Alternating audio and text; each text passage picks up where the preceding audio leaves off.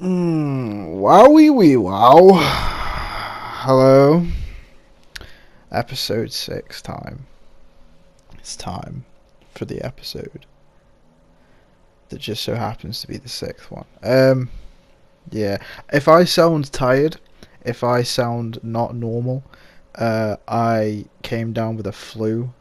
Had it for about a week. Feel better today than I have for the past week.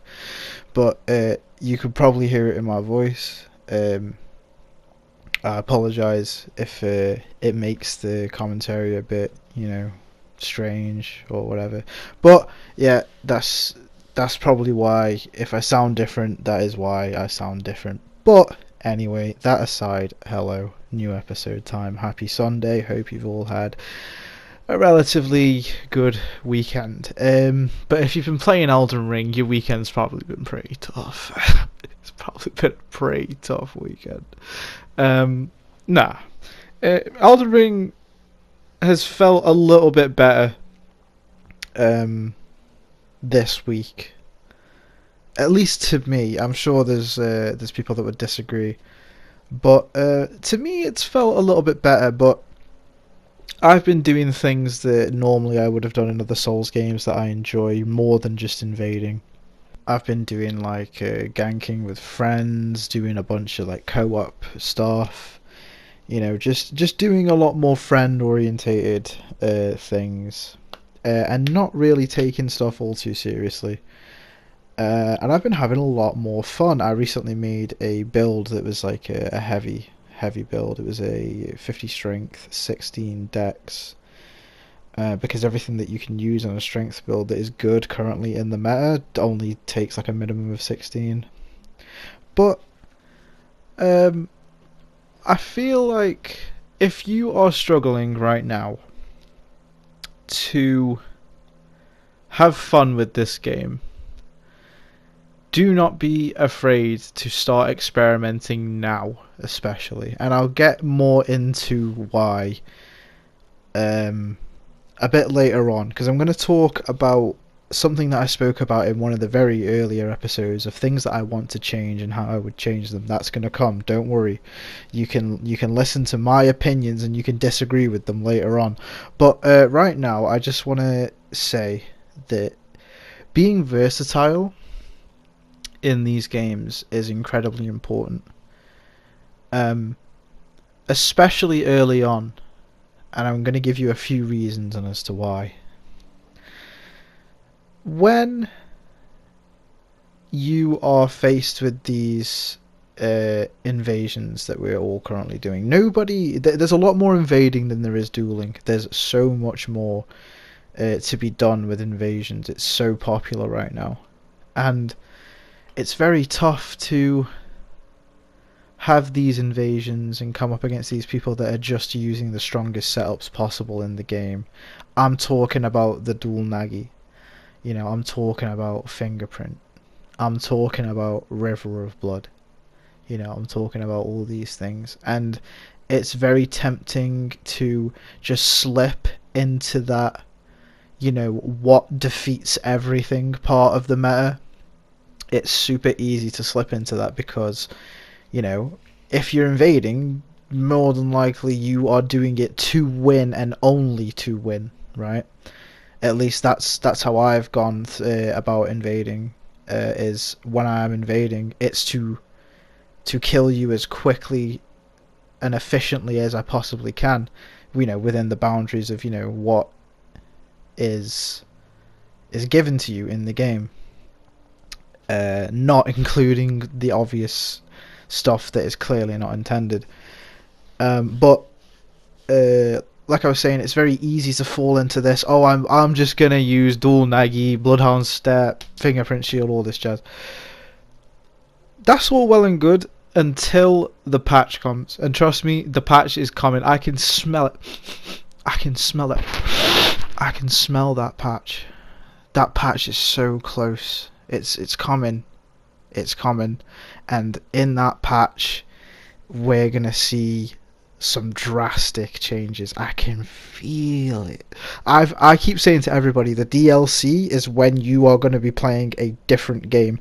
But I feel like the game is in such a troublesome state that FromSoft better do something now, because I have noticed that I am invading the same people over and over and over again already. 20 million copies, and I'm invading the same people every day. That's not a good sign, okay? I understand not all of the people that bought the game are gonna, invest the time into PvP, but my point still stands. There's a lot of repeat invasions in this game already, and we're not even 2 months in, lads. Like, that's not a good sign.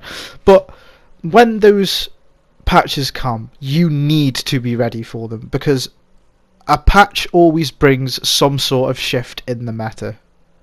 It always does. Think about it. We were all using Hoarfrost Stomp, and now I've not seen a single person... Sorry, I had to make a quick cut there. I've not seen a single person bother using that thing. It's so crazy the way FromSoft will balance stuff. Something like Hoarfrost didn't need as much of a nerf as it got. Yes, it needed a damage nerf, but we were already jumping over it, making it, still good, but manageable. But going back to what I'm saying is, you need to be versatile, because trust me, when that status patch comes, when that Bloodhound step patch comes, when the Stomp patch comes, it's going to be hard for you to adjust. If all you have done is play with Nagi, Bloodhound Step, River of Blood, all this stuff. I encourage people, any of you that want to get better at this game, don't be afraid of losing. This is a big one. I spoke about this when I was making commentaries on Dark Souls 1. Losing, if you are trying to improve, is one of the best ways you can possibly improve. Don't feel discouraged when you're losing your invasions or your duels and stuff. It's very common for a player that has not played a Souls game, or isn't typically too familiar. Maybe they've only played one Souls game, and they played the PvP. Maybe they put 500 to 1,000 hours into it, and they're very good at that Souls game. It's very common for you to feel a little bit of discomfort when it comes to the new Souls game. Everybody is currently adapting now. Even the best players are adapting. I'm adapting. I am nowhere near as good at this game as I was in Dark Souls 1. Not a chance. I'm so far behind, like many people. Harceru, he shits on me 9 times out of 10. I can kill him here and there, but 9 times out of 10 he's beating the fuck out of me, because he's adjusted better than I have. I have a lot of improvement to do, so I can imagine there's a lot of other people that have a lot of improvement, and a lot of that comes from being versatile and not crutching on these things that are just so blatantly, so high above the rest of the stuff in the game, to the point where it's basically playing the game for you. And I hate to be that guy to say, oh, you should play this way, that way.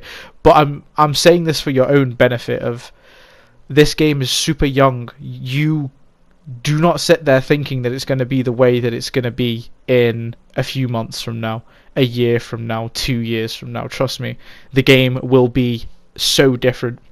You'll look back on this as like a memory. Like, damn, look at the way people were playing this game a year ago, 2 years ago. Trust me, it will come. And that's going to bring me on to things that I want to see patched, and how I would personally go about patching them. Helm swap, first of all. I don't know. I don't know how that thing is working, but it needs to go. I just wanted to throw this one in there because... And I'm going to talk more about Helm Swap after this topic. Helm Swap is something that I don't understand mechanic-wise. I don't understand why it's doing what it is doing. I'm sure that there's people out there that understand it more than me. So if you do, please put it down in the comments. Explain it to me. Explain to the rest of the community. but it's something that is destroying invasions, like really, really badly. It is destroying all aspects of the PvP. Similar to Bloodhound Step, Bloodhound Step breaks the rules that have been in place over so many of the games, like pretty much all of the games. It breaks rules. But Helm Swap is something that everybody can do. It's an infinite use, and it destroys everything. And to see people using it as often as it now does get used, before, when Helm Swap was found by the people that did find it, it wasn't used straight away by a lot of people. I never, ever, ever saw somebody helm swapping, but now it's everywhere. And it's a shame to see so many good players using it as well, or players that not like streamers. I'm not talking about like people that I know personally. I'm talking about like you'll get invaded by that guy who's clearly a good player, but then things aren't typically going their way, and they'll just run away and they'll helm swap. But I'll talk more about that later on, because that's going to be a whole topic on its own. Carian retaliation. It needs to be scaled in a different way that it is being scaled. I currently don't think that the way it's being scaled is even working correctly. The way that FromSoft have scaled Carian retaliation clearly isn't working. There's clearly something in the coding that just is not. It's just out of whack. It just ain't working, buddy. Down at FromSoft, who coded that thing, it ain't working, chum. You need to get on that quick, because at first I was thinking, oh, it must be tied to the weapon upgrade of the shield that has Carian retaliation on it. But then I'm thinking to myself, that can't possibly be the case, because it doesn't. The AR of the shield doesn't correlate at all to the Carian retaliation. I used to think that it was going to be based off of the spell that would originally hit you, but no spell is hitting you for 4,000 damage like Carian retaliation is. The fact that you can do it off your own scraps, you can do it off that wraith calling bell. It doesn't make any sense. It's clearly an oversight. Definitely something that FromSoft are going to need to think about doing something about, because it completely destroys their baby. It destroys their PvE. It shits all over it. The way I would go about patching it personally is two ways. You can either make it like every other Ash of War in the game, damage Ash of War that is. It correlates to the level of the weapon that it is on. And in some cases, stats. Things like Flame Strike. Flame Strike is better on strength. Fire scales with strength.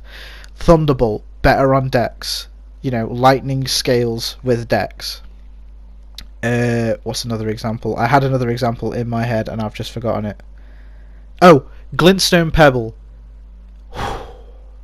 Have you tried that thing on an int build? Trust me, you'll kill everybody. It's so strong on an int build. I was watching Harce use it, and I muled him the build, and then he hit me with the Glintstone Pebble, and I might as well have not put any points into Vigor. It was insane. Carian retaliation, it needs to correlate to the weapon level of the thing that is on it, so the shield that it has, that has Carian retaliation on it, or it needs to be like a percentage base off of the spell that you are parrying. If you're parrying a little dart, what's that thing called? The night shard dart thingy. I don't play Magic, but if that thing did 500 damage, why on earth am I hitting you with a 4k crystal soul mass that you can't even see? It doesn't make sense, FromSoft. It needs to be balanced one of those two ways. Oh, and while I'm going through this, Please, if you have any suggestions as to how you would personally patch something, or what direction you think FromSoft should take this in, please let me know in the comments. Have a discussion. I wanna hear what everybody thinks. Bloodhound step. It needs to be deleted from the game. Get rid of it. I don't want it. Take it out of the game. Nobody wants this thing, right? No one want. Take it. Gone. Nah, but seriously, Bloodhound Step needs an across-the-board nerf, and I've spoken to a few people about this, because there are some aspects of Bloodhound Step that, if remained the same, it wouldn't change the problem. What do I mean by this? If you were to just nerf the iframes, the fact that Bloodhound's distance puts you so far out from the person that you're fighting, 3 to 2 Bloodhound steps is a free, unpunishable heal. So if they were to just nerf the iframes, it wouldn't really make that much of a difference. For that reason, I think it needs an across-the-board complete nerf. But they have to be careful the way they do this. They need to nerf the iframes, but not so much that it's you know, there's no point in using it over Quickstep, for example. Quickstep is very strong still. Quickstep is very strong, but I have punished Quickstep way more than I have ever punished Bloodhound Step. So it needs a stamina consumption increase, drastic. An FP increase, drastic. It's 5 FP. It's 5 FP. Why? It's one of the strongest Ashes of War in the entire game, yet it costs like the least. One of the least. There's one thing that costs less than it. It's 4. I think it's. I can't remember exactly what it is. I'm not gonna say, but I know that there's one other Ash of War that costs 4. Bloodhound Step costs 5, bro. It needs FP consumption increased drastically. Distance. It needs its distance. Trust me, it does. It needs to have more distance than Quickstep, but the distance it covers right now is so strong. It is so good. Like I said, 2 to 3 Bloodhound steps is a free heal. The most they could do is Thunderbolt you, right? But if you've got the poise to tank a Thunderbolt, you're going to tank that one Thunderbolt, heal through it, and then roll the next Thunderbolt that they might do. FP consumption, stamina consumption, distance, and then finally it needs an iframe nerf. I don't think that Bloodhound Step being on a certain weapon is the answer. I've seen a bunch of people say that that's the answer. It's not going to stop at anything. People will just put enough endurance on to have like a pocket dagger, or they'll rearrange their menu to have like a dagger in every other slot underneath their main weapons. That will not change it. It needs to. It needs the iframe nerf. It needs these specific nerfs, because like I said before, giving it one of these nerfs isn't going to be enough. Because it has there's so many aspects of it that are crazy. Low FP cost, low stamina cost, high iframes, distance covered. In all aspects of those, it is broken. So that's the way I would go about it. It needs an across the board nerf. Flame Strike. I love this Ash of War, trust me. If I had it my way, I would only nerf one aspect of it. But I feel for the betterment of people, it would make them very happy if it saw 2 significant nerfs without it being taken out of the meta, because I feel like it is a really good Ash of War.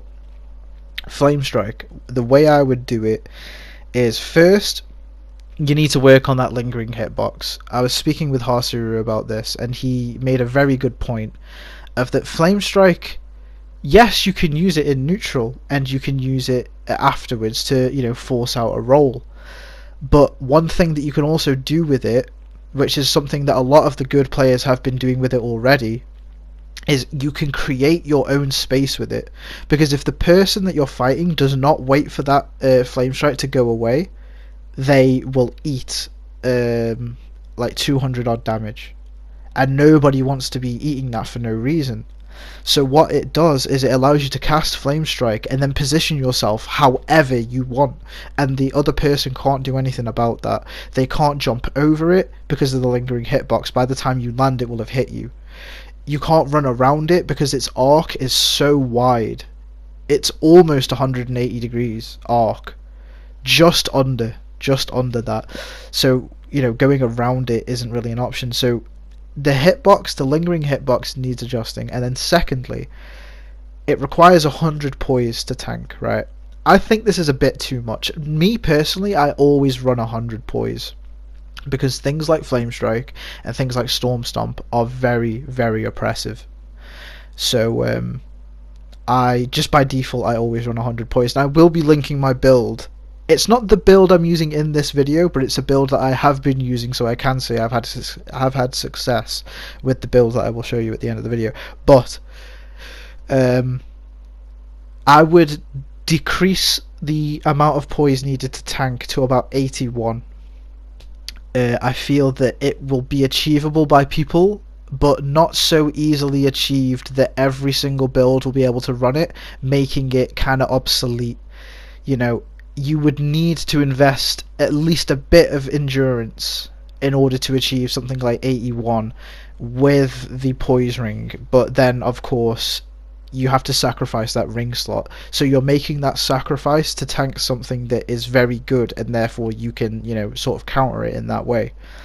So that's what I would do with Flame Strike. Storm Stomp, I would do the same thing. It needs a poise to tank decrease. It needs to be around 81. 80-81 is where I would put it. And then its hyper armor activation needs currently it's instant. If somebody does Storm Stomp, it is instant. You can reaction somebody doing a running attack with a halberd. Running attack halberd is very quick. It's one of the quickest attacks in the game. And you can reaction Storm Stomp it, kind of like really causing for a very passive fight, an extremely passive fight. Storm Stomp needs its hyper armor activation, you know, shortened.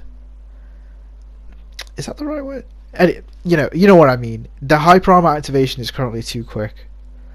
You need a window of punish, so that people aren't just using it in a reactionary way, they're using it more in a prediction way. So you know, I whiffed and now I'm backing up and I predict that he's going to do a running R1, so I need to time it properly, instead of, oh, I whiffed, I'm just going to do it anyway, you know, because I can. It needs that hyper armor activation adjusted. And then, like I said, the poise required is currently 100. It's the same as Flame Strike. It's not really being achieved by every build currently. Whereas I think 80, with the stats invested, it'll be achieved by most builds, at least. Glintstone Pebble, you don't really even need the intelligence for it to be, like, good. You really don't. Like, you can have base intelligence and that thing will hit for like 1,000 still. That's kind of nuts. And then on an int build, it's hitting for absurd numbers, really crazy numbers. So I don't think that anything needs doing about it. It has hyper armor, but I have been able to interrupt that hyper armor pretty reliably. You kind of will take that force trade if you don't strafe it first. If you anticipate it, you kind of strafe it and then interrupt their hyper armor is the way that you fight Glintstone. But I don't see anything wrong with the way it is activated and the way it true combos. That's not what bugs me about it. What bugs me about it is that any build can use it with no stat investment into int and still do a considerable amounts of damage. That really, you know, it doesn't sit well with me, because you should be investing, you know, points into the correct stat in order for something to be that good. Like, it's too good for the very little stat invested. So I think that I would make it do a considerably less amount of damage, given that you are not investing points into intelligence. It should not be doing upwards of 1,000 damage with 9 intelligence, which is what most people are using at base int. It's too much. If you're investing 50 intelligence, it absolutely should be hitting you hard. But even then, I think it's a bit much. It really is a bit much, because Harce made this build, and it was like, I don't know if you watched his stream, but he was just like one-shotting most people. And that's not to talk down on him at all. I'm saying that it's a very good example of when a good player is using something like that and has invested the points. Oh, it's so much damage. It just one-shots most people. So it does need a damage nerf, in my opinion, especially if you do not put points into it 100%. This one's a little bit personal, because I love Katana. I love Cat. I've loved Cat since the beginning of the series, right? And 2-Cat is something that I'm so happy is in the game again. I love dual stat. I loved 2-Cat in Demon Souls. It was my favourite. So to see it make a return, it's definitely nowhere near as good as it was in Demon Souls, but it's made a return, and it's relatively okay. I would not put it up there with things like Halberd off stock, Uggs off stock, Lance. I wouldn't put it up there with those things, but I think that against things like Straight Sword, Claymore, those type of things, that it has a pretty good chance. Its damage is okay. However, the L1 moveset, that being the running L1, the crouch L1, the neutral L1, the poise damage is a little bit lackluster. It's very, very, very little. People just laugh at you when you do the running L1, especially if they're not. People will just straight up not even back roll or side roll versus you. They'll just take it to the face because they can outtrade you. 1, they can outtrade you, right? 2, they can just hit you with anything anyway. Like, they just look at you and laugh at you and then just hit you with like a Claymore or like an Uggs or a Halberd or an S-Stock. Everything outtrades it. I want to see 2-Cat get an L1 poise damage increase. And I want to talk about a poise damage decrease right now. Fan daggers. Fan daggers are good. This is going to piss a lot of people off. They're going to be like, what do you mean? I need my fan daggers. I throw at least 5 of them before I engage you. I need them. Now, trust me, they need a poise decrease. They need a poise damage decrease. Because what you have in duels especially are these fights where nobody's doing shit until they've hit you with a fan dagger. Because they do 5 poise damage per dagger hit. And it's very hard to know how many of those fan daggers you have managed to hit. And I think that they're going to eventually be banned from tournaments flat out. Because, it can encourage accusations of cheating. Oh, I threw a fan dagger at him and he still poised through. I thought there was let's say for example the tournament has a 100 poise limit and a guy throws a fan dagger and then he hits the guy and he still poises through it. Oh, he's using more poise, he's obviously cheating. It's going to cause a lot of this. So I personally would just like, I want the poise damage decreased on them. I don't think something like a throwing consumable that is so easy to hit as fan daggers should be doing 5 poise damage each dagger. It's going to make tournaments a bit iffy if they're not banned the way they currently are, because like I said, a lot of cheating accusations. It already adds for a passive fight. Like I said, people that are trying, like really trying to win, there's nothing wrong with that whatsoever. They're not engaging until they've hit you with a fan dagger. Because they know it does a really good amount of poise damage, and there's nothing stopping them from getting distance from you and just throwing 5 of them. There's nothing stopping that because they're so good. So yeah, poise damage decrease on fan daggers. Fingerprint shield stability nerf. If you don't want to nerf the stability, then please remove it from the fucking game because it's been too long. It's so fucking stupid. I don't want to hear this. Oh, just use the sleep. Use the sleep Uggs into pulley crossbow. Listen. Fight a good fucking player using that stuff, right? Don't be posting these clips of you and your friends stood there in neutral doing absolutely nothing, just you shooting from fucking some sleep bolts at him. No! The turtle isn't going to stand there and just let you shoot sleep bolts at them. That's not going to happen. The turtle's going to strafe that pulley, and then when you go to reload that pulley, he's going to hit you and he's going to run away again. I don't know. It needs a nerf. It is too much. No shield should ever cause for 0 stamina loss when it's hit. When I'm fighting people and they're using Fingerprint and I break their guard, I'm just baffled. I'm like, bro, how'd you let that happen? You don't lose stamina. How'd you let that happen? Like, come on. It needs a stability nerf. It's like 90, isn't it? 80 or 90? Ridiculous. And then paired with the Great Shield Talisman, you're never breaking that thing. Never. It's too strong. Everyone knows this. I don't even know why I'm explaining myself. Everyone knows this. It's terrible. Stars of Ruin and Star Shower. This is a difficult one, because I think if you're going to nerf one thing, you need to nerf this thing. Okay? There's going to be a few people that are not going to be happy when I say this, but this is the cold hard truth. These two spells play the game for you. It just plays the game for you. You cast that thing and you are guaranteed some damage. If you use it at range, you're guaranteed quite a lot of damage. Now, people will sit there and say, oh, just use a magic fingerprint. I could have told myself that. I could have told myself to just use a fingerprint shield.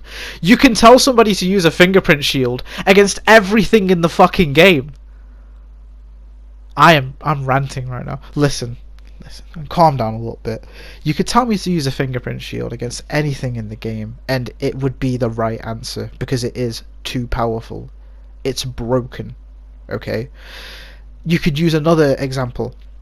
Just use Bloodhound Step. It's not going to hit you. Bloodhound Step makes it so nothing hits you anyway.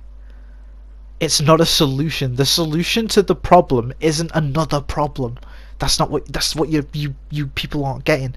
The solution to your problems should not be met by another problem. Okay?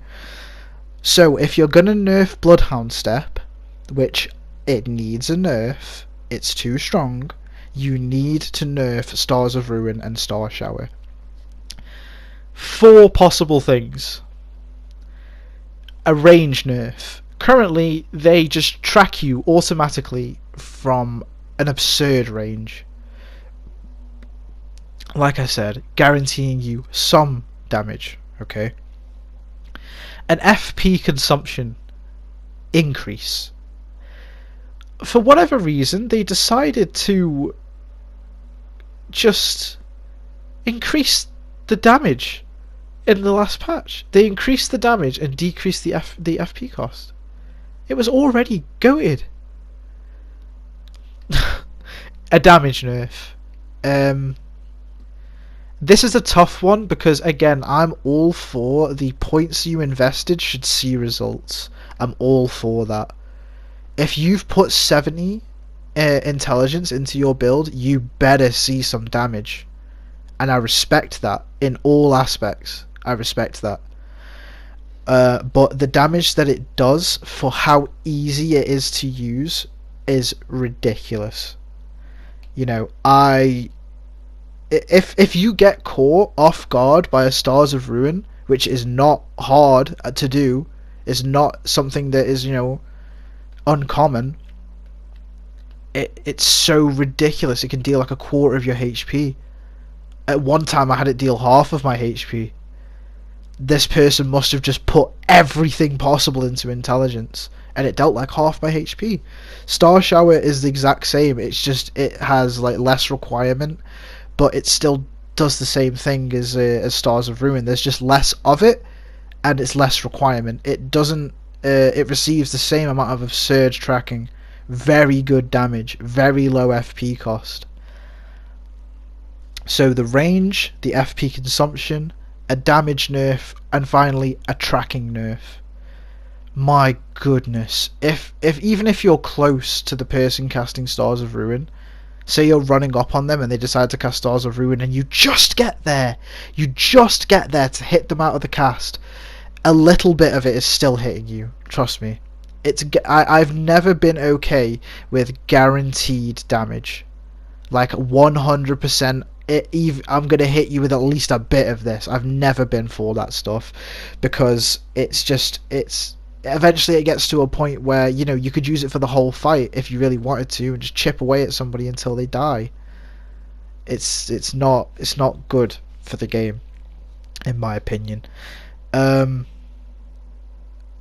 Moving on from that now, because I ranted about that enough and this video is long enough, and it doesn't even look like I'm going to have time to get through all the topics that I wanted to get through. Some of my favourite setups, just very quickly. Halberd off stock, I love that. I love it. It's a setup that might seem a little bit like broken to some people, but trust me, if you just keep back rolling against it, then my god, is it a good setup. You need to really stop with those panic rolls and roll into it, or you can running strafe it very easily for a very easy crouching whiff punish. It requires you to be close to them. If somebody's doing running attacks close to you, they're most likely not even thinking anyway. So running strafe or rolling into them leads to a very easy whiff punish. But yeah, I really like it. Ultra Greatsword off stock, or even just Ultra Greatsword in itself, I love that weapon. I've been using this tech that I watched Kuroneko. He was the first person I saw using it. Don't know if he invented it. Don't know if he came up with it. But I started using it because blocking cancels your crouch, so you can run up to somebody and you can crouch spam, and they can't really see when that crouch attack is coming out, so I love that. And then obviously 2-Cat. I'm a sucker for katanas. I love katana. 2-Cat is by far my favourite setup in the entire game, but I don't use it that much because it's really not very good outside of duels and certain matchups, which is why, you know, previously I talked about it, you know, getting just a little bit of a buff. And now very quickly, I just want to talk about something that is a very sticky topic in the community, and that is the difference between a positive and a negative glitch. There's a certain stigma of like every glitch in the game is bad and not helpful. I've come from a game where the glitches and tech very much balanced the whole aspect of PvP. Now, something like helm swapping is never going to be good for the game. Trust me, I understand that. Helm swapping is one of the more like worst glitches I've seen in the Souls games. The fact that you can just run away and get full HP in seconds with virtually no punish, really. That something like that is not good for the game. But something like spell swapping, I believe that if, and this is something that is very unlikely to happen because of the way From does patches, spell swapping, I could actually see it bringing a lot of depth to mages. However, we have not been able to fully explore this tech, right? But wouldn't it be really nice if FromSoft saw something like this and kind of built on it? Do you guys not think that would be like something interesting? To have this level of depth to a caster, it could lead to more hybrid builds. You know, a very popular one is Bestial Sling into that Thunderbolt. If you roll the first bit of Bestial Sling, it's very easy to roll the Thunderbolt. But if you're just constantly backing off from the Bestial Sling, of course it's going to hit you. But it's still interesting to have this sort of like combo mechanic. I think it's very nice. But, like I said, we haven't had enough time to really look at this thing. So it could be that sometime down the line we just find a spell combo that utterly destroys the game, which is why I'm saying it would be very nice for FromSoft to look at something like this and say, okay, you know, this is kind of cool, and it adds a little bit, it adds like an extra layer to a certain playstyle. Why not just look at this over like the next few months and see if we can, you know, let players experiment with it and hopefully make it a part of the game in a balanced way. That's just my opinion. Not all glitches are unhealthy, and I think that we should be looking at things in a more open-minded way. But that's going to be the video. I didn't even talk about everything I wanted to talk about, but I kind of need to end it here because this video is 40 minutes long, and yeah. But yeah, this is the build that I've been using lately. You can probably see the consensus behind it. But anyway, I'll see you next time. Bye bye. Bye bye. Bye bye.